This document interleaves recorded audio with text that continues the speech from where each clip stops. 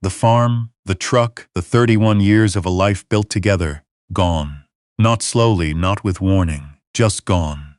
Colt Hadley drove north on Route 9 with 2 duffel bags in the back seat and a 4-year-old German shepherd named Beau riding shotgun. The dog kept his nose pressed to the window gap even though it was February, and the air coming through smelled like frozen mud and diesel. Colt let him. There wasn't much else either of them had anymore. He hadn't been back to his father's property in 14 years. The last time was for the burial. A Tuesday in November, cold enough that the preacher kept his eulogy short. Colt had sold his own place in Kentucky, signed over the last of the joint accounts, and somewhere between the courthouse parking lot and the interstate on-ramp, he had simply decided to go north. His father's land in upstate New York had been sitting empty since then. 14 acres on a hillside above a creek, a wooden farmhouse with a green tin roof, and a barn that probably needed more work than it was worth. It was his now, had been his on paper since the probate closed, and it was the only thing in the world with his name on it that nobody else could take.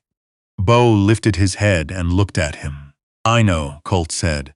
He was 63 years old. He had done 2 tours in Vietnam as a young man, come back quieter than he left.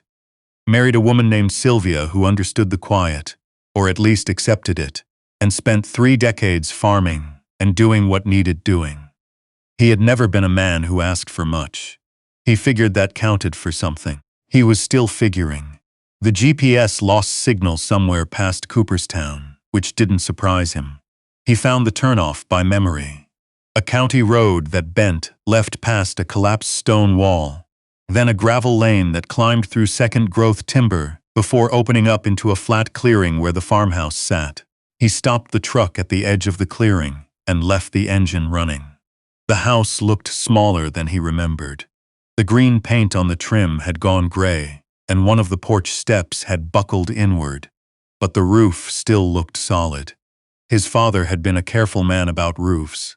Colt cut the engine. Beau was already at the door, tail moving slowly back and forth, reading something in the air that Colt couldn't. "All right," Colt said. He had to put his shoulder against the front door to get it open. Inside smelled like dust and mouse droppings and the ghost of wood smoke. The furniture was still there. His father's recliner, the oval braided rug in the front room, the kitchen table with 4 chairs even though his father had eaten alone for 20 years. Someone had covered the chairs with old feed sacks. Colt didn't know who. Maybe his father had done it himself, some last act of tidiness before the end. Beau moved through the rooms with his nose low, investigating. Colt found a can of soup in the back of a cabinet and ate it cold, standing at the kitchen counter watching Beau explore. There was no cell signal. The propane tank outside was empty, but he found 2 cords of split wood stacked on the side of the barn and a box of matches in the kitchen drawer, next to a manual can opener and a folded dollar bill. He got a fire going in the wood stove and sat in his father's recliner, with his coat still on, and listened to the house settle around him. He had not cried at the courthouse. He had not cried when Sylvia's lawyer listed everything they were dividing, reading from a spreadsheet in a gray conference room, while Sylvia sat across the table, looking at a point somewhere above his left shoulder. He had not cried driving out of Kentucky. He sat in his father's chair in the dark in February, in a farmhouse that smelled like old dust, and felt something loosen in his chest that he hadn't known was pulled tight. Beau came and lay down at his feet. Colt put his hand on the dog's back and left it there. The first week was mostly work, which was what he needed. The propane company came out on Thursday and filled the tank. He found his father's toolbox in the barn, the same red Craftsman chest he remembered from childhood, and spent 2 days fixing the porch steps, rehinging the barn door, and clearing the gutters of 14 years of accumulated debris. The creek at the bottom of the property had jumped its bank at some point and left a line of silt across the lower field, which would need to be dealt with in spring. He noted it and moved on. Beau stayed close while he worked, not underfoot, just present. He had been that way since Colt got him 3 years ago, from a woman in Elizabethtown who bred working dogs. She had looked at Colt carefully before she handed over the leash, the way people sometimes look at veterans, trying to decide something. Whatever she decided, she let him take the dog. He had never once regretted it. Evenings he built up the wood stove and sat with a cup of instant coffee and read through the boxes of his father's papers that he found in the back bedroom closet. Tax returns going back to 1968. A savings passbook from a bank that no longer existed, letters from Colt's mother, who had died when Colt was 11, written in small, precise cursive on blue stationery. He read those slowly and then put them back in their rubber band. At the bottom of the third box, he found a folded topographic map of the property with pencil markings he didn't recognize. His father had always been meticulous about land, boundaries, easements, drainage. The pencil marks were on the northeast corner, above the tree line, in an area Colt knew as a rocky slope that wasn't good for much. There was a circle drawn there, small and deliberate, with the initials CH beside it. Colt Hadley, his own initials. He set the map aside and told himself he'd look at it in daylight. He looked at it for 3 nights before he did anything about it. On a Thursday morning when the sky was white and the temperature sat just above freezing, he put on his canvas coat and his father's old hunting boots and walked the northeast corner with Beau. The slope was steeper than he remembered, running up through a stand of birch and beech into a ledge of exposed shale. Beau moved ahead of him, picking his way between the roots and frozen patches of leaves, nose working constantly.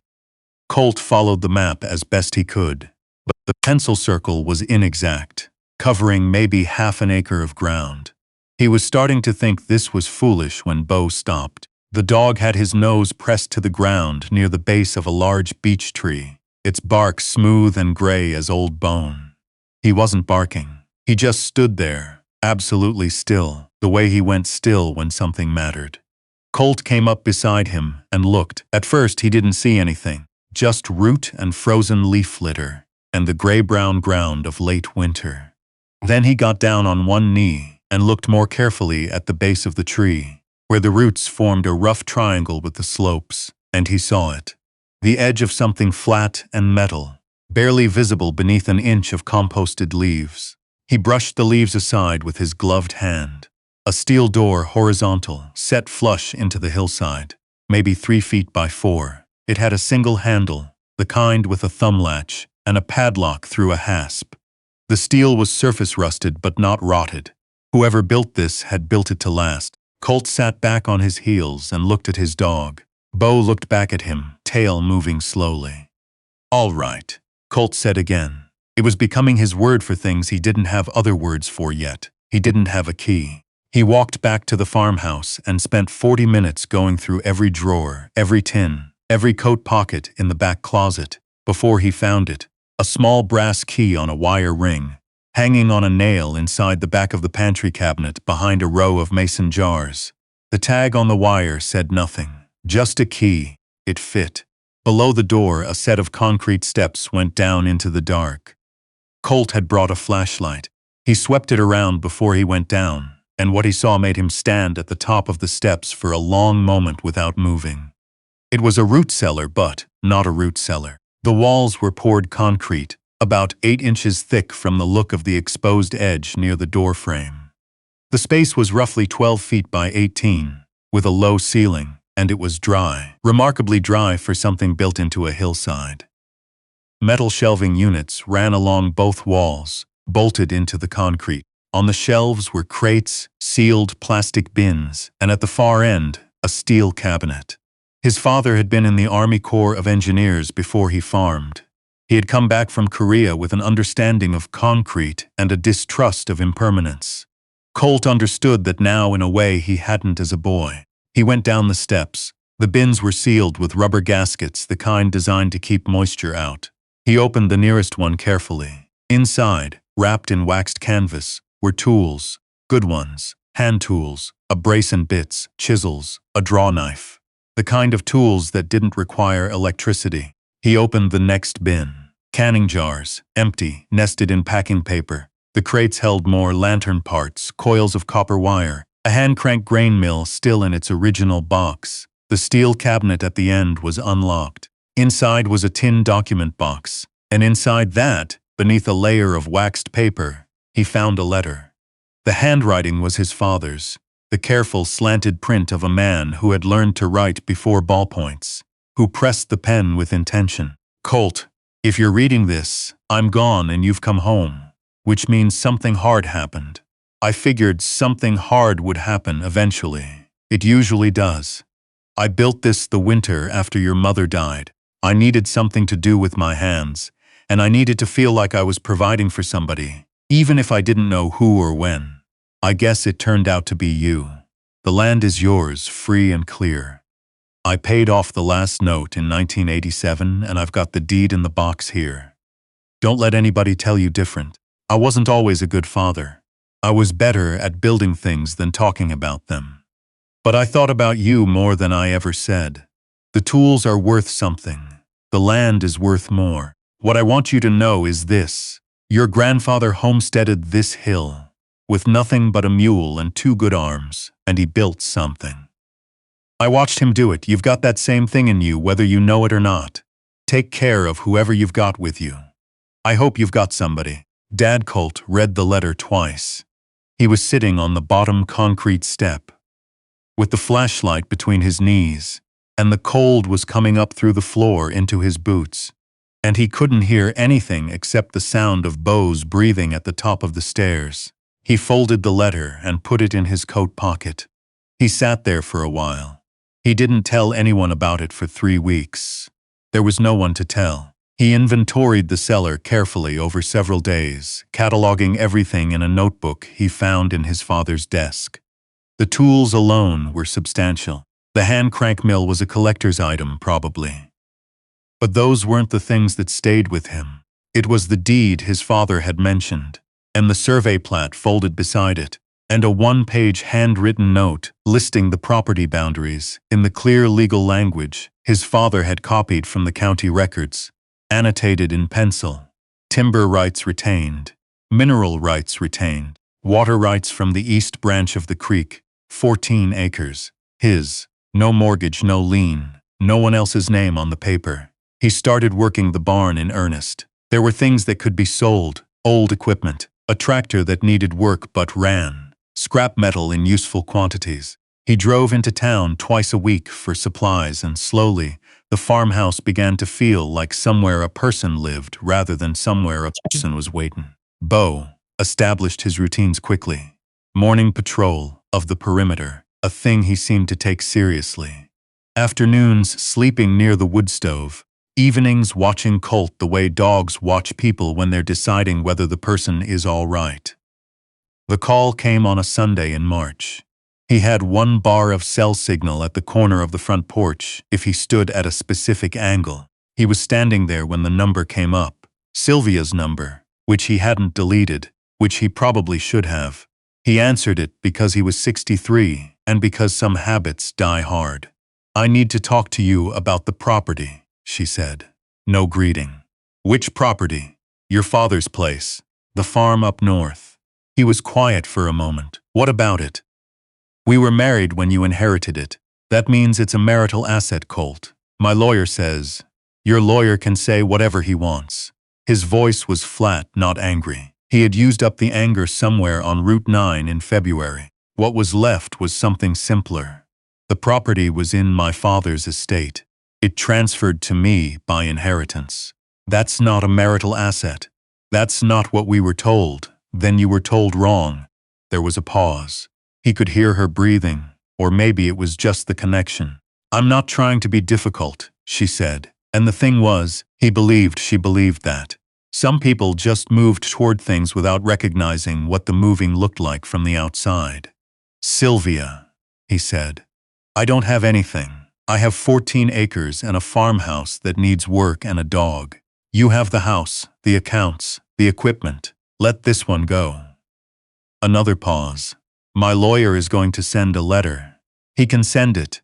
He ended the call and stood on the porch and watched Beau come around the corner of the barn at a steady trot, making his circuit, checking on things. The dog saw him and veered toward the porch. came up the steps and sat beside him, leaning slightly against his leg. Colt reached down and put his hand on the dog's head. "We're all right," he said. He wasn't sure if he meant it yet, but he said it like he did, which was sometimes how it starts. The lawyer's letter came 10 days later. It was 4 pages of language, designed to make straightforward things sound complicated. And what it was saying, stripped of the language, was this. Sylvia's attorney believed an argument could be made that the inherited property had become commingled with marital assets during the marriage, and that she was entitled to a share of its value. Colt drove into town the next morning and found an attorney of his own, a woman named Patricia, who practiced out of a converted house on Elm Street and had a border collie sleeping under her desk. He liked her immediately. She read the letter while he sat across from her. The border collie snored once and went back to sleep. "This is aggressive," she said. "Is it valid?" "Potentially, if you used any marital funds to pay taxes or improve the property during the marriage." "Did you?" he thought. "We paid property taxes from the joint account a few years. I fixed the roof in 2014, hired a contractor." She tapped her pen on the desk. "Okay, that's not ideal, but it's not fatal either. The asset itself, the land, came to you through inheritance, and that's a strong starting position. She'd be arguing for partial reimbursement at most, not the property itself." She paused. "But you need to show the deed is clean and in your name alone." "I have the deed, and my father wrote a letter explaining it." She looked at him over her reading glasses. "A letter. He left it in a concrete bunker he built in the hillside. With the deed." She was quiet for a moment. "All right," she said, which made Colt feel for the first time in a while that the world still had a little order in it. The legal process took 4 months, which was faster than he expected and slower than he wanted. Patricia was methodical and unimpressed by aggressive letters, which turned out to be exactly the right quality in an attorney. The joint account tax payments were resolved by calculating the reimbursement value, a number that was significant but not ruinous. He arranged to pay it from the sale of the old tractor, which he'd gotten running well enough that a farmer 2 counties over paid a fair price for it. In July, on a morning when the hay in the lower field was just coming in, and the air smelled like warm grass and turned earth, Patricia called to tell him the case was closed. He was in the barn when the call came, patching a section of board siding that had gone soft. Beau was asleep in a patch of sunlight near the barn door. Colt sat down on a hay bale and listened to Patricia explain the terms. And when she finished, he thanked her and stayed sitting on the bale for a while. Outside, a barn swallow cut through the doorway and back out into the light. He had 14 acres. The north fence needed new posts. The creek field needed drainage work before he could use it for much. The cellar, full of his father's careful preparations, sat in the hillside above the beech tree, waiting to be useful in whatever way it was needed. He had tools and timber rights and a deed that nobody could dispute anymore. He had one good dog. He went and crouched down next to Beau in the sunlight, and the dog opened one eye and then both, and then sat up and put his nose against Colt's neck the way he did sometimes, that specific gesture that meant nothing anyone could put words to. "Your grandfather built something here," Colt's father had written. "You've got that same thing in you, whether you know it or not." He scratched Beau behind the ears and the dog leaned into it. He had come here with 2 duffel bags and nowhere else to go. And somewhere in the months since, without quite noticing, he had started to stay. He was fixing the north fence next week. He was putting in a garden in the patch of ground south of the house where his father had grown tomatoes. He had a neighbor 2 miles down the road, an older man named Edmund, who raised beef cattle and had knocked on the door in April with a jar of honey and a handshake, and they had taken to having coffee on the porch on Saturday mornings, mostly not talking, which was a good arrangement for both of them. The swallow came back through the barn door and out again, purposeful and unhurried. Colt stood up. He had siding to finish, and the afternoon was good for working outside. He picked up the hammer, and Beau stood with him, and they went back to it. The quiet, patient, One thing at a time work, of building something out of what remained. Some men come home to nothing and find it's more than they thought. He was starting to understand what his father meant.